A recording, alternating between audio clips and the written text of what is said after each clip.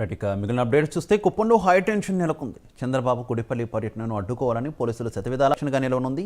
CBN ఫోర్స్కు సంబంధించి మరింత సమాచారాన్ని పోలీసులు ఎక్కడికక్కడ చంద్రబాబును అడ్డుకునేటువంటి ప్రయత్నం చేయడంతో పాటు ఆంక్షలో చంద్రబాబు నాయుడికి మద్దతుగా ఆయనకు ఒక రక్షణగా ఇప్పటికే పార్టీ కేడర్ అంతా కూడా వస్తూ ఉన్నటువంటి పరిస్థితి. ఈ నేపథ్యంలోనే సిబిఎన్ ఫోర్స్ పేరుతోటి ఒక దళం ఆయనకి ఇప్పుడు ఇక్కడ కొంతమంది యువకులంతా కూడా ఇక్కడికి వచ్చినటువంటి పరిస్థితి. ఏదైతే ఆ యూత్ లీడర్స్ ఉన్నారు, మాట్లాడదాం. అసలు ఏంటి సిబిఎన్ ఫోర్స్ అని పెట్టారు? నియోజకవర్గంలో గత 40 సంవత్సరాల నుంచి కూడా మాన్యశ్రీ నారా చంద్రబాబు ఈరోజు తన సొంత నియోజకవర్గానికి, కుప్పం నియోజకవర్గానికి ఇచ్చేస్తే మీరు ఎందుకు అడ్డుకుంటారని మేము ప్రజాస్వామ్యం నుంచి మేము అడుగుతున్నాం.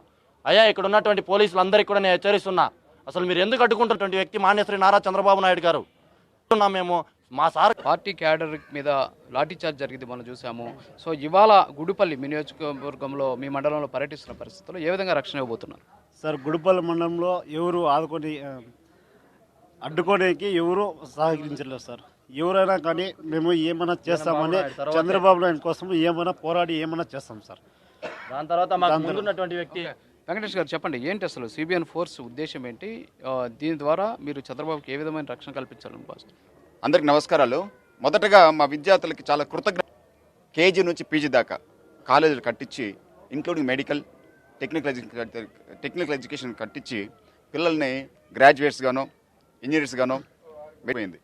మా నాయకుడిని, మా కుప్పం దేవుణ్ణి సర్వం అందించినటువంటి మా నాయకుడికి ఫోర్స్గా తయారు కాకూడదు. చంద్రబాబు గారికి కృతజ్ఞతగా మేము ముందు పనిచేస్తున్నాడు కాబట్టి సార్కి ఆ డిగ్రీ కాలేజ్ గుడిపల్లి మండలం ఉంది కాబట్టి వాళ్ళు తను లేకుండా జాబ్ రాదని గడిచిన 5 సంవత్సరాల్లో ఈ ప్రభుత్వం చేసినటువంటి బాబు గారిని తెచ్చుకుంటే మా జాబులు మాకు వస్తాయని తీసుకోవడం ఒకటి.